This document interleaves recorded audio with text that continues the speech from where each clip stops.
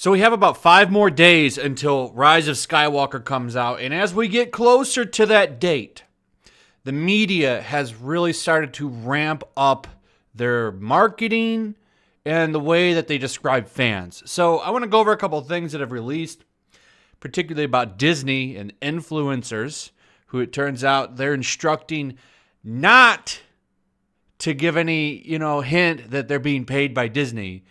It's kind of against a lot of FTC rules, but apparently that doesn't matter. Disney can pretty much get away with whatever they want. They've shown that time and time again because they never face any consequences. And how do you really punish Disney? Because they have so much money. It's like, well, we don't like what you did, pay a fine. Even $1 million fine to Disney is literally like, that's like a quarter under the couch cushion for Disney. It really is, because they have so much money. I think they're probably the biggest entertainment company probably in the world. Is there anything bigger now? Well, ever since they owned Fox, when they bought up Fox's assets, I think they became the biggest. I could be wrong. I'd have to really look into that, but I'm just going to take a wild guess that they're probably the top company. So you can't really do anything to them. And with all that power, creates a lot of, power over the media. They can pretty much control the narrative on whatever they want. So this is what happened with that. Over in Japan, there was some influencers that came forward and said, hey, Disney told us not to say they were paying us. Now, this is in Japan, so the Federal Trade Commission obviously has no jurisdiction over them. But if they're doing it in Japan, you can't tell me they're not doing it here in America. I guarantee you they're paying people to promote stuff to make it look organic.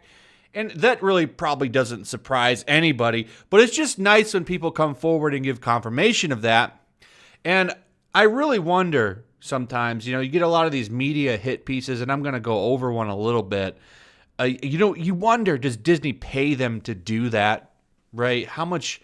We've already seen insiders come forward, particularly when Captain Marvel was coming out, and a lot of critics were like, sometimes you got to play ball. You got to pick your battles. You got to give a little leeway on this and that. And it's like, well, you can't. So you're not going to come out hard on Captain Marvel because you don't want to upset the mouse, and it just, I don't necessarily know if Disney's paying them for that, right? But they do kind of indirectly give them money for things. It's like, you want to get those free press passes and stuff like that. Well, you better play ball. No shit.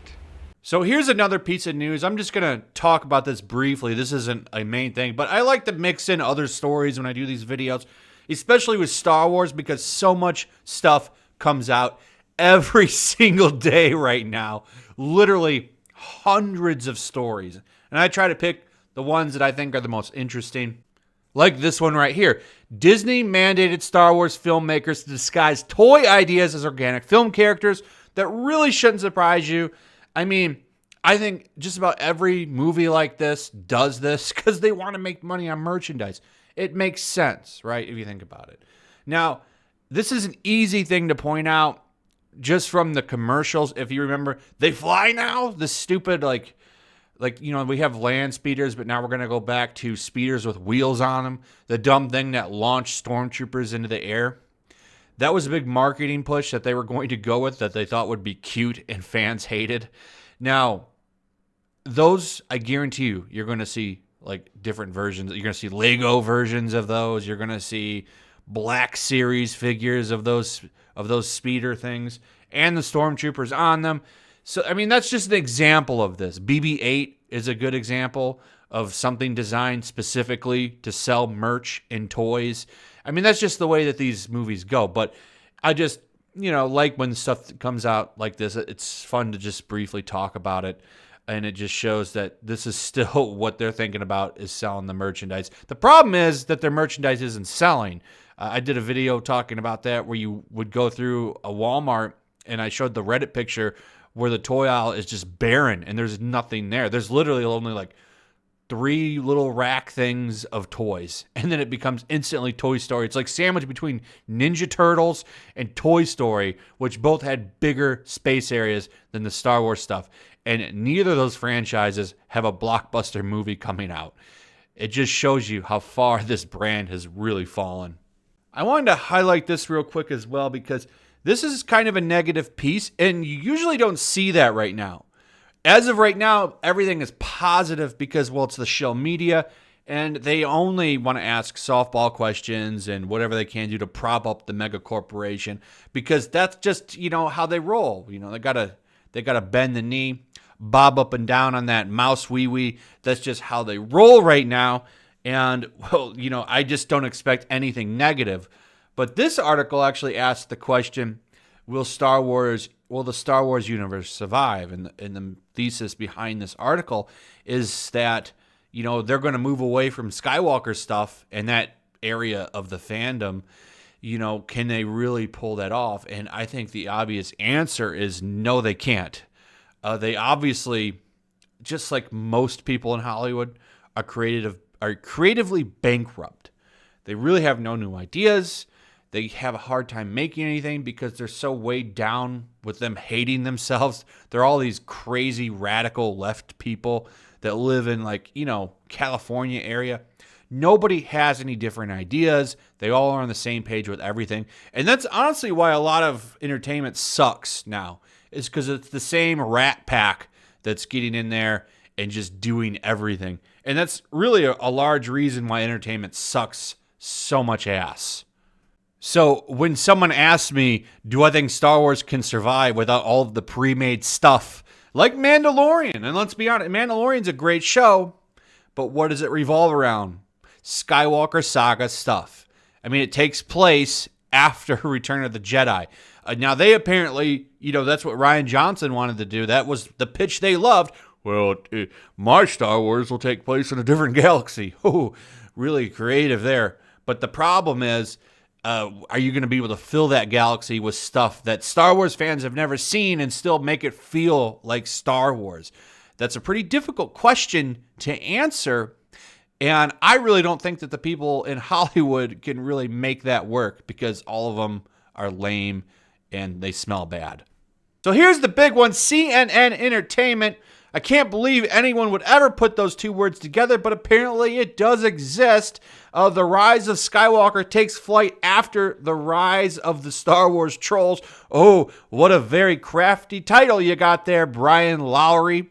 So what's his narrative here? Can you take a wild guess what this entire article is? Well, it's of course a slap in the face to fans because guess what? How dare you criticize Disney Star Wars, you bigot?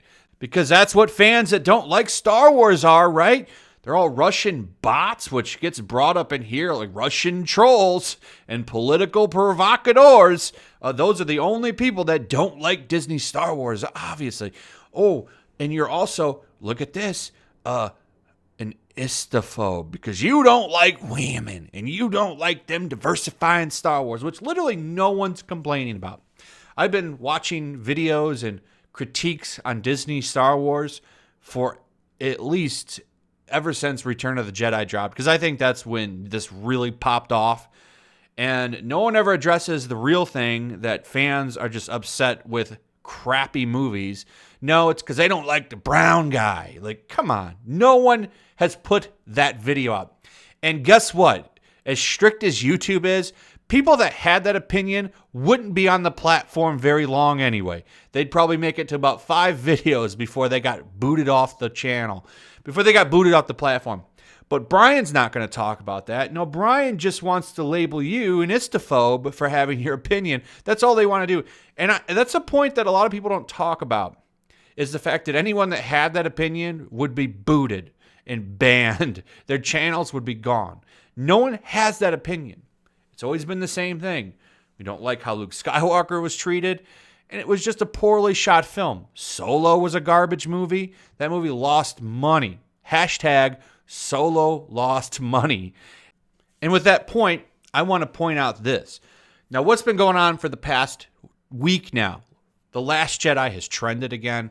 The media is talking about it. They're trying to remind you, just like with this article right here, that the people that don't like Disney Star Wars are trolls or istophobes, the hate groups and ladies. But here's the thing. They're going to bring up The Last Jedi. None of them ever talk about the fact that the same group of people hated Solo just as much as Last Jedi. They don't talk about that. Now, why don't they talk about that? Well, you didn't have a Rose Tico in that movie. The only thing they can say is what? Everybody liked Lando. Just about everybody liked his performance. I did. And the rumor that he's going to get a Disney Plus series, I think I would watch that. I would like to watch that series. I don't want to watch a sequel to Han Solo, the movie. I would like to watch a Lando series. As long as you keep out that guy who played Han Solo, he did a terrible job to me. He just didn't do it for me. It just felt weird compared to Harrison. I mean, I just can't see him growing into that character, but whatever. The point is that they never talk about the criticisms of that movie because it doesn't line up with their whole narrative that, all the fans are istophobes.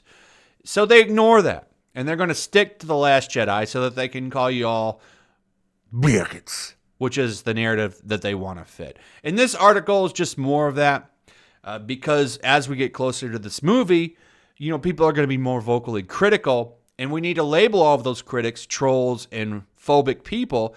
That way you just don't validate their criticism and you can destroy their lives and cancel them, helping Disney out because that's all these people want to do is shill and blow a mouse. How dare you? So with that, I'm going to end the video. Give me your thoughts on all this. What do you think about these stories I covered? I'd like to hear your thoughts on any of it. Also, throw a like up. Remember, comments and likes are what drive videos in the algorithm. They're called engagement points, and they really matter.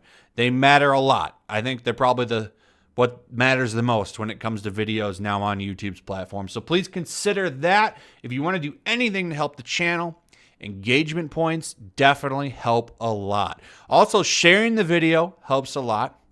Also, make sure you're still subscribed. Subscribe if you're new. Hit that notification bell, and I will see all of you on the next one. Peace. Also, if you want to help support the channel, check out my Teespring store. There's a link in the description. You can find some merchandise in there that you might want to check out. Also, take a moment, make sure you're still subscribed to the channel. There's something going on right now, and they've been unsubscribing people. So just take a second and double check on that and subscribe if you're new.